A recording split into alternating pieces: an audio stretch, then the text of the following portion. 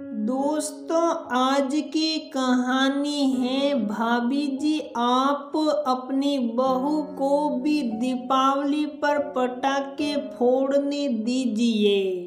दोस्तों, कहानी शुरू करने से पहले अगर आपने हमारे चैनल को सब्सक्राइब नहीं किया है तो सब्सक्राइब कर लीजिए ताकि आपके पास पहुंचे हर नया वीडियो बहुत जल्दी हाथ चलाओ। इस तरह काम करोगी तो कैसे सारे काम खत्म होंगे। कितने काम पड़े हैं अभी तक तो तुमने सफाई शुरू भी नहीं की है।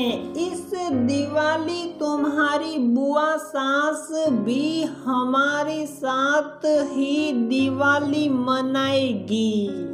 उन्हें किसी बात की कमी नहीं लगनी चाहिए। गीतिका जी की आवाज कानों में पड़ी तो रूही के हाथ रुक गए। पिछले साल तो सासू माँ ने ढंग से दिवाली मनाने नहीं दी और इस बार तो बुआ सास भी आ रही हैं। बुआ सास तो वैसे भी हिटलर हैं।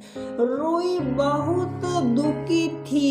ये रूही की दूसरी दिवाली थी ससुराल में। पिछले साल भी इसी तरह दिवाली से 4 दिन पहले सासू माँ ने सफाई अभियान शुरू कराया। खैर, दिवाली पर सफाई होती भी है तभी तो लक्ष्मी घर आती है।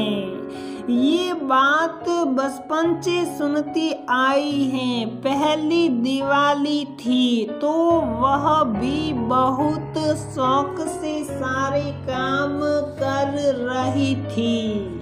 शाम को प्रतीक ने ऑफिस से आकर बाजार चलने के लिए कहा तो गीतिका जी बोली अभी तो इसे दिवाली की मिठाइयाँ बनानी हैं। बाजार तुम चले जाओ। रूही मन महसूस कर रह गई और रसोई में जाकर मिठाइयाँ बनाने लगी।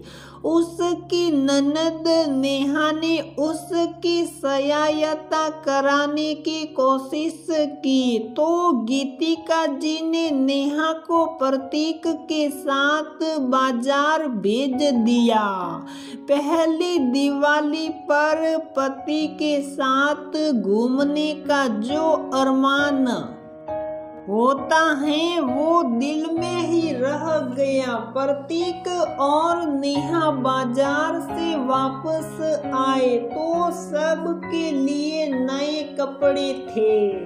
रूही की साड़ी बहुत सुंदर थी। लाल रंग की जरी वाली साड़ी बहुत सुंदर लग रही थी।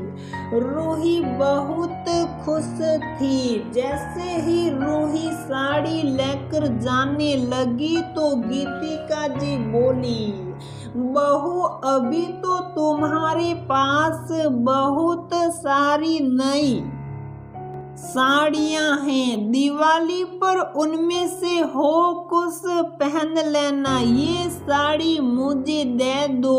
2 महीने बाद नेहा की शादी है तो उसके लिए रख दूंगी। रूही को उदास देखकर प्रतीक बोला माँ मैं ये साड़ी रूही के लिए लाया हूँ। नेहा के लिए साड़ियाँ बाद में आएगी ना तो एक साड़ी रख कर क्या होगा तो चुप रह। बीबी के लिए तो बहुत फिक्र हो रही है, मुझे मत सिखा कि किसको कब क्या देना है। और वो लाल साड़ी गीतिका जी ने रख ली। रोहिणी चुप साप अपनी साड़ियों में से एक नई साड़ी पहन ली।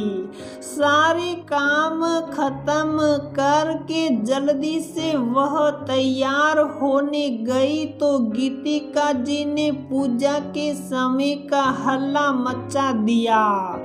अब तक महारानी तैयार नहीं हुई, अब जैसी हो वैसे ही आ जाओ, इतना सजने की कोई जरूरत नहीं। पूजा का मुहूर्त निकला जा रहा है।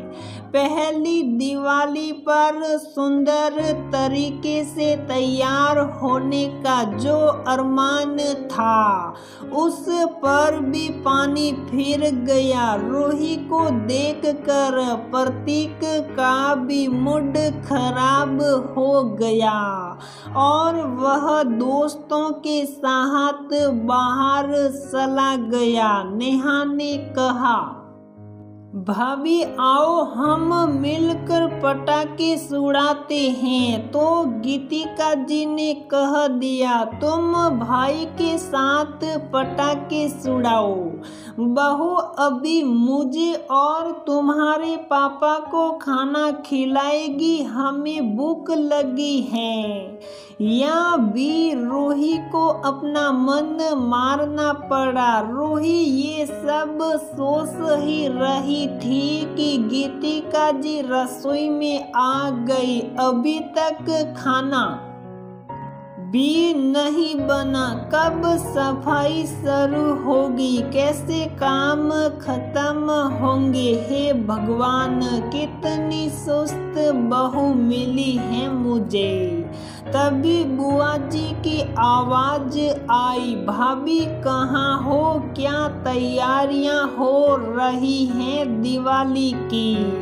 क्या तैयारी होगी दीदी? इतनी सुस्त बहू मिली है, कैसे होंगे सारे काम, समझ नहीं आ रहा।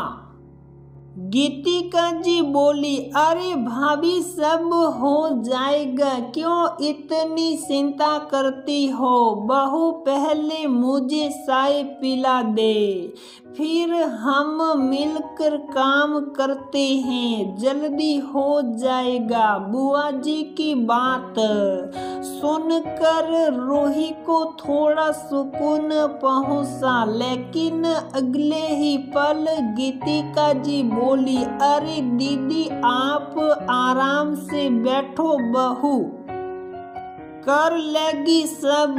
बुआ जी को गीतिका जी की बात सुन अजीब लगी। भाई दिवाली का त्योहार है तो काम की जिम्मेदारी भी सबकी है और दिवाली मनाने का अधिकार भी सबका है। चाय पीकर बुआ जी बोली, बहू रसोई हम दोनों ननद भाभी देख लेगी, तुम जाकर सफाई का काम देख लो। अब गीतिका जी ननद को बहुत ज्यादा कुछ नहीं कह सकती थी तो उन्हें खाने और मिठाइयों का काम करना पड़ा। रूही को भी सफाई करके कुछ देर आराम का समय मिल गया। दिवाली से एक दिन पहले बुआ जी ने रूही को प्रतीक के साथ बाजार भेज दिया। अरे दीदी बहू बाजार चली जाएगी तो काम कौन करेगा, क्यों हम दोनों है ना। इस बार बहू की पसंद के कपड़े पहनेंगे हम भी। बहू की पसंद। गीतिका जी ने मुंह बिस्काया। रूही और प्रतीक जब बाजार से वापस आए तो सब सामान देखकर बुआ जी ने बहुत तारीफ की। गीतिका जी कुछ नहीं बोली। सारा सामान गीतिका जी को सौंप कर रूही कमरे में जाने लगी तो बुआ जी ने कहा, बहू अपनी साड़ी ले जाओ और यही साड़ी पहनकर कल तैयार होना। बहुत सुंदर लगेगी तुम पर। अरे दीदी, इसके पास तो बहुत साड़ियाँ हैं। ये वाली साड़ी नेहा को दूंगी। नेहा के पास भी साड़ियों की कमी नहीं है। उसके लिए दूसरी ले आएंगे ये।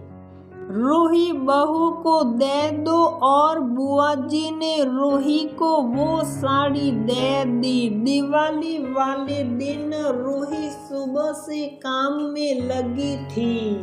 सारा खाना बनाने के बाद खूबसूरत सी रंगोली सजाई। प्रतीक ने घर की सजावट की।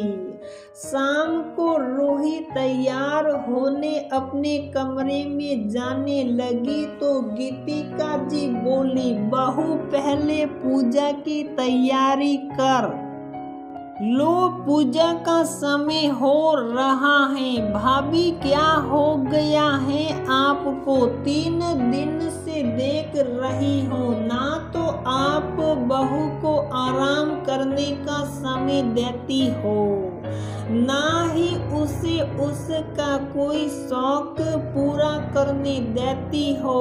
याद है जब माँ आपको ऐसे काम में लगाए रखती थी, तब भी मैं माँ की इन बातों का विरोध करती थी। आप माँ की बातों से कितना दुखी होती थी। हमेशा यही कहती थी कि मैं अपनी बहू के साथ ऐसा कभी नहीं करूँगी। क्या भूल गई सब? कितना बुरा लगता है भाभी, अगर हम बहू को उसका समय नहीं देंगे तो वो हमारे साथ मन से त्योहार में शामिल नहीं हो पाएगी। पूजा 10 मिनट देर से भी हो सकती है। उसे फुर्सत से तैयार होने दो।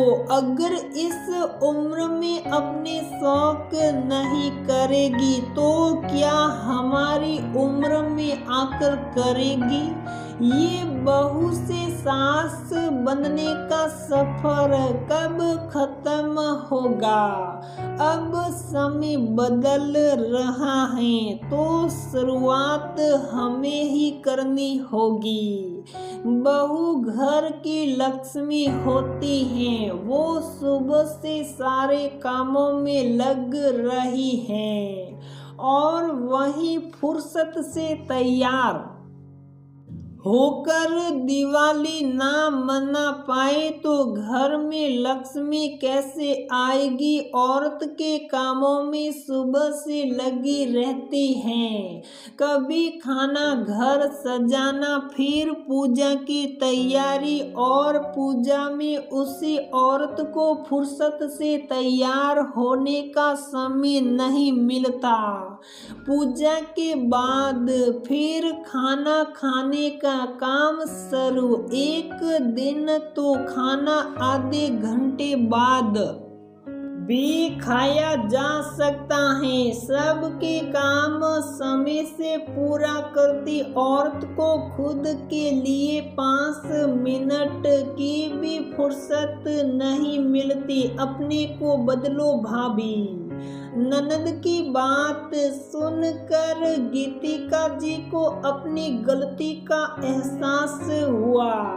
उन्होंने अपनी गलती स्वीकार और रूही से बोली, आज दीदी ने मेरी आंखें खोल दी हैं। सही कहा उन्होंने, अगर हम घर की लक्ष्मी का सम्मान नहीं करेंगे तो घर में लक्ष्मी कैसे आएगी। आज से तुम भी फुर्सत से अपने त्योहार मनाना। अब से हम मिलकर अपने काम करेंगे। वाह, ये हुई ना मेरी भाभी वाली बात। कहकर बुआ जी गीतिका जी के गले लग गई। प्रतीक रूही को इशारा करके मुस्कुरा रहा था, मानो पूछ रहा हो कि बुआ जी को बुलाने का मेरा आइडिया कैसा लगा। रूही आज बहुत खुश थी। उसे भी फुर्सत की दिवाली मनाने का शौक मिल गया था।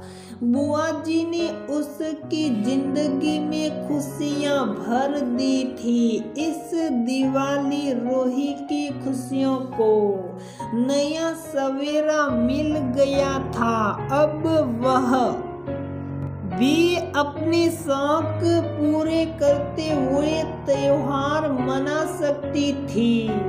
दोस्तों, अधिकतर घरों में यही होता है कि औरत घर के कामों में सुबह से शाम तक लगी रहती है और वही औरत त्योहार का मजा नहीं ले पाती। कभी किसी का खाने का समय तो कभी पूजन का।